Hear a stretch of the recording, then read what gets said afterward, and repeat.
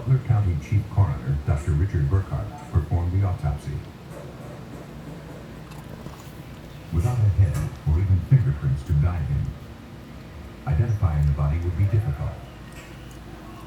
And there was an additional challenge.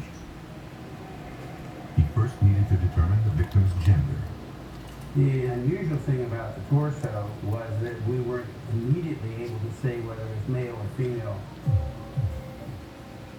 The examination was made of the lower abdomen and pelvis, and we found the presence of the uterus and ovaries.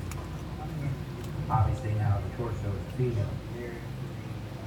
Injuries on the arms have been challenged. But Dr. Burkhart still did not know how she died. We x-rayed the body to make sure there wasn't any lead from our bullet. And examination of the heart, lungs for conditions that could have caused death, such as stab wounds, none were found. The only certainty was that her head and limbs had been cleanly severed. The tool markings left on the body looked as if they were made with a household saw. Based on the temperature of the river and the level of the body's decomposition, Burkhart believed the woman had been dead for at least 2 weeks.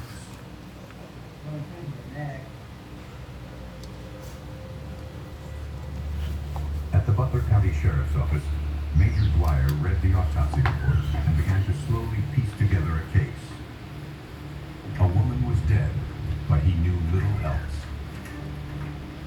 Each year, an average of 50 people are reported missing in Butler County alone.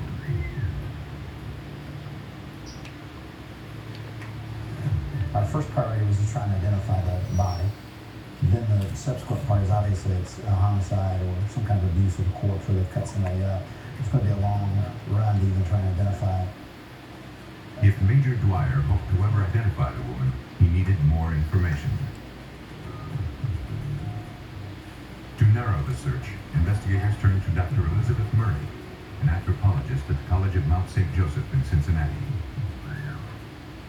One of only 50 certified forensic anthropologists in the country, she is an expert in analyzing skeletal remains.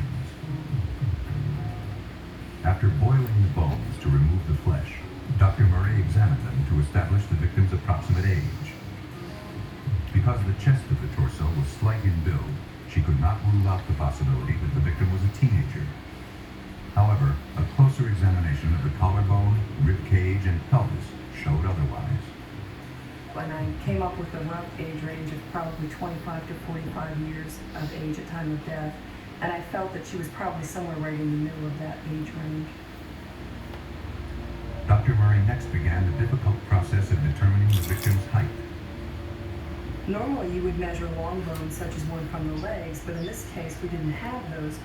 I had to use some unusual methods. I had to take the clavicle from the torso, measure it, and try to come up with a stature based on that. And that isn't a bone that directly contributes to your stature, so that method was a bit unusual. Dr. Murray concluded the victim was taller than average, between 5'6" and 6'1". Although the physical description was vague, it gave Major Dwyer a definite lead. He resumed his search where he had started it, back at the river. Major Dwyer searched databases of missing persons reports starting 20 miles upstream. From the Hamilton area along the Great Manor Road, the river runs to the south, so we figured the body was placed somewhere north of Hamilton. They got a hit. 14 miles upriver, a woman from Middletown, Ohio, was missing.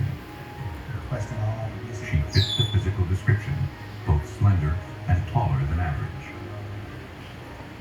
We found several missings from north of Hamilton.